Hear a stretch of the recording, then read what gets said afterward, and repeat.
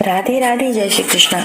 आज आप सुनेंगे इंदिरा एकादशी की व्रत कथा। धर्मराज युधिष्ठिर कहने लगे कि हे भगवान, मैंने भाद्रपद मास के शुक्ल पक्ष की एकादशी का सविस्तार वर्णन सुना।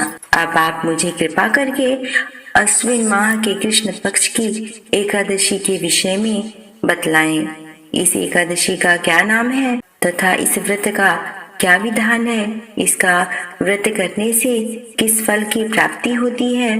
भगवान श्री कृष्ण कहने लगे कि अश्विन कृष्ण पक्ष एकादशी का नाम इंदिरा एकादशी है।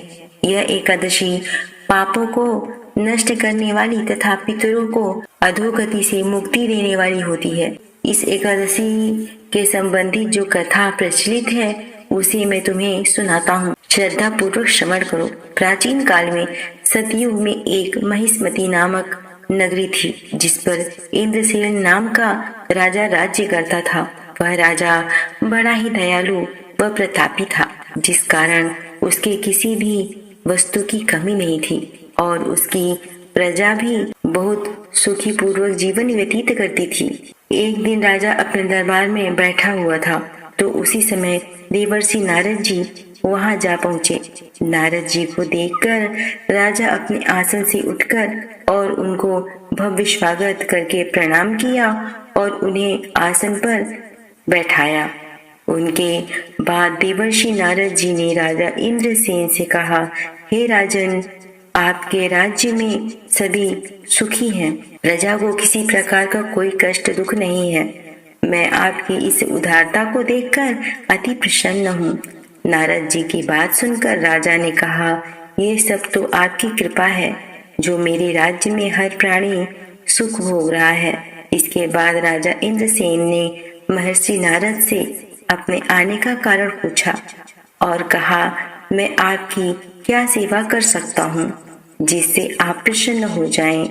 राजा की बात सुनकर नारद जी बोले, हे राजन, मैं एक बार यमलोक गया था तो देखा कि तुम्हारे पिता भी वहां बैठे हुए थे। हे राजा, तुम्हारे पिता भी तुम्हारी तरह बड़े ही ज्ञानी धर्मात्मा थे, किंतु एकादशी का व्रत नहीं करने के कारण मरने के बाद वो यमलोक में गए, जिस कारण वो बहुत दुखी हैं। उन्होंने तुम्हारे लिए एक संदेश भेजा है। राजा ने पूछा, वह क्या संदेश है? देवर्षि, कृपा करके मुझे बताएं। आपके पिता ने कहा, देवर्षि, आप मेरे पुत्र इंद्रसेन को इस समय पृथ्वी पर महिष्मती नामक नगरी का राजा है, उसके पास जाना और कहना कि मैंने पूर्व जन्म में कुछ बुरे कर्म किए हैं जिससे मुझे यह लोक मिला है।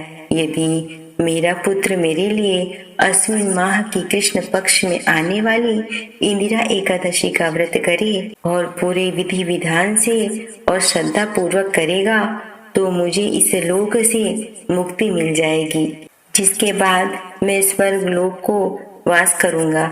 यह सुनकर राजा ने देवर्षि नारद से पूछा, कृपा करके आप मुझे इस एकादशी के व्रत का विधान बतलाएं जिससे मेरे पिता को स्वर्ग की प्राप्ति हो जाए। नारद जी ने कहा, इस व्रत के लिए तुम दशमी के दिन प्रातः उठकर स्नान आदि से मुक्त होकर किसी नदी पर अपने पितरों के नाम से श्राद्ध करो और रात्रि को पृथ्वी पर शयन करो। जिसके बाद एकादशी वाले दिन प्रातःकाल उठकर सूर्य भगवान को जल चढ़ाओ और फिर एक लोटे में जल, धूप, दीप, पुष्प आदि डालकर भगवान विष्णु जी को चढ़ाओ और इस व्रत का संकल्प लो। मैं आज पूरे दिन व्रत का संकल्प लेता हूँ। आज मैं निराहार और सभी भोगों का त्याग करूंगा। इसीलिए इंदिरा एकादशी का व्रत की सभी विधि बतलाकर नारद जी वहां से चले गए और कुछ दिनों के बाद इंदिरा एकादशी आई। राजा ने इस एकादशी का व्रत किया और पूरे विधि विधान से श्रद्धा भाव से पूजा अर्चना की और अपने पिता के नाम का श्राद्ध किया तथा दूसरे दिन ब्राह्मणों को भोजन करवाकर दान दक्षिणा देकर उन्हें विदा किया। उसके बाद स्वयं ने भोजन किया राजा इंद्रसेन ने इंदिरा एकादशी के व्रत के प्रभाव से उसने पिता को यमलोक से मुक्ति दिलाई और वे सदा के लिए स्वर्ग लोक को चले गए। हे युधिष्ठिर, यदि इंदिरा एकादशी के व्रत का महात्मा मैंने तुझसे कहा, इसके पढ़ने और सुनने से मनुष्य सब पापों से छूट जाते हैं और सब प्रकार के भोगों को भोग कर वैकुंठ को प्राप्त करते हैं।